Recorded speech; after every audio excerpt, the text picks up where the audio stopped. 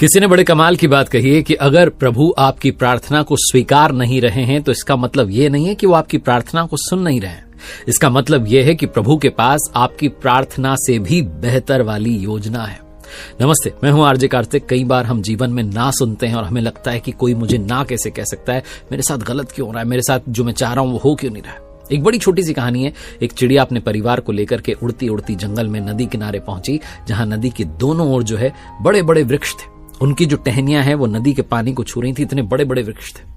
एक पेड़ के पास जाकर के चिड़िया ने कहा कि मैं चाहती हूं, बहुत दिनों से तलाश में थी एक मजबूत वृक्ष की जहां अपने परिवार के लिए घोंसला बना सकूं। मैं चाहती हूं कि हमारा परिवार आपके ही जो है शरण में आ जाए और हम यही घोंसला बना करके रहें। क्या आप हमें अनुमति देंगे?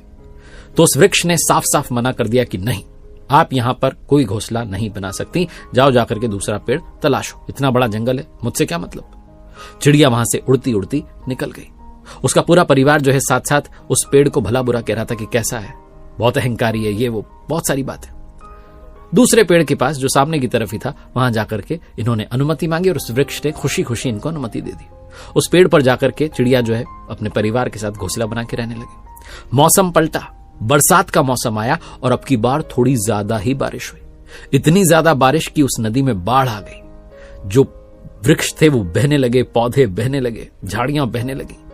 वो जो पहला वाला पेड़ था जिसने मना किया था चिड़िया को और उसके परिवार को, वो भी धीरे से जो है बहाव के साथ अपनी जड़ से टूट गया और पानी में बहने लगा। जैसे ये हुआ वैसे ही चिड़िया और उसका परिवार बड़ा खुश हुआ कि देखो, उसको सुनाने लगा पेड़ को कि बोला था ना कितने अहंकारी हो तुम, देखो तुम्हारा क्या हश्र हुआ है।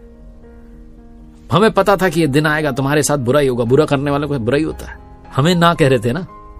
उस पेड़ ने पता है क्या कहा, उसने मुस्कुरा करके कहा कि अरे इतना गुस्सा क्यों कर रहे हो, मुझे पता था कि ये जो बरसात का मौसम आएगा, अगर गलती से नदी में बाढ़ आ गई तो मेरी जड़ें कमजोर हो चुकी हैं, मिट्टी के साथ कट जाएंगी और मैं बह जाऊंगा। इसलिए मैं नहीं चाहता था कि मेरे साथ तुम्हारा परिवार भी बह जाए, मेरे साथ साथ तुम पर भी इतनी बड़ी विपदा आ जाए। बस तुम्हारी रक्षा करने के लिए मैंने जो है तुम्हें ना कह दिया था। फिर भी अगर मैंने तुम्हारा दिल दुखाया हो तो मुझे क्षमा करना। ऐसा बोलते बोलते पेड़ बह गया। बहुत छोटी सी कहानी है जो ये सिखाती है कि जीवन में अगर आपको कोई ना कह रहा है, कोई आपकी बात को मान नहीं रहा है, स्पेशली हमारे घर के बड़े, तो हम बड़े जो है उनको मन में कुछ कहने लग जाते हैं, उनके लिए जो है बुरे विचार लाते हैं कि कैसे हैं, हमारी बात नहीं सुनते। कई बार परमात्मा के लिए भी आपके मन में वो दूरी आती है कि परमात्मा तो हमारी बात ही नहीं सुनते, हम उनको क्या बताएं, क्यों प्रार्थना करें।